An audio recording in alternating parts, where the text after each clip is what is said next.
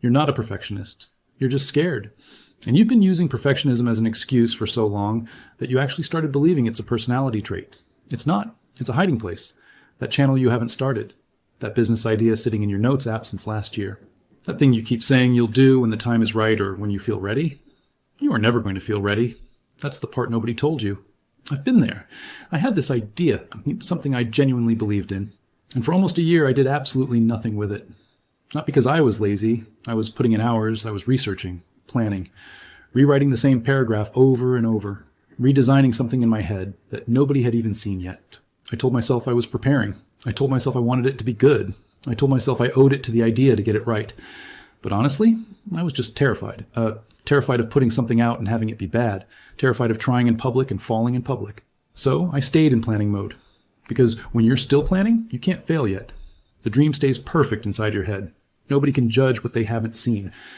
I felt safe. It wasn't safe. It was slow death. Every single day I didn't move, someone else did. Someone with half my preparation, half my research, twice my output. They were getting results, building an audience, learning from real feedback.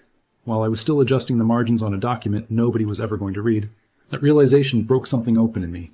Here's what perfectionism actually is, and I need you to really sit with this. Perfectionism is not high standards. High standards means you care about the quality of your work. Perfectionism means you care more about protecting your ego than doing the actual work. High standards push you forward. Perfectionism keeps you frozen. A person with high standards ships something, reads the feedback, and makes it better next time.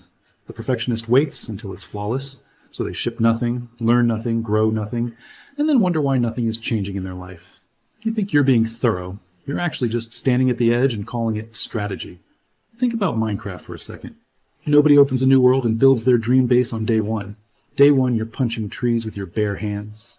Your first shelter is dirt and wood, and it looks absolutely terrible. But you sleep in it. You survive the night. And that ugly dirt house teaches you something real. It shows you where you want to build next, what resources you need, what actually doesn't work. You cannot learn any of that by staring at an empty map. Your life right now is that empty map. You've been staring at it, planning the perfect route, but you haven't walked a single step. Your first attempt is supposed to be the dirt house. Stop trying to skip straight to the mansion. That's not how any of this works. Execution teaches you things that thinking never can. You can plan a YouTube channel for 6 months, research the algorithm, study every top creator, write out your content strategy, and you will still not know what works for your voice, your audience, until you actually post something and watch what happens. The market doesn't care about your plan. It responds to what you put out. Every video you make is data. Every project, every attempt, it's feedback. But you only get that feedback by doing, by shipping the imperfect thing, by being willing to have your first 10 attempts be mediocre so that your 11th can be great. The person who makes it posted the bad video, started the ugly business, launched the half-baked idea, and then they stayed in the game. There's this idea I want you to kill in your head right now. The idea that you need to have it figured out before you start. Nobody has it figured out before they start. The figuring out is what happens during. You don't find clarity sitting still and thinking harder. You find clarity by moving and adjusting as you go. If you're standing in a dark room trying to get to the door, thinking harder about where the door is, doesn't help much. But if you take one step, then another, you start feeling the space.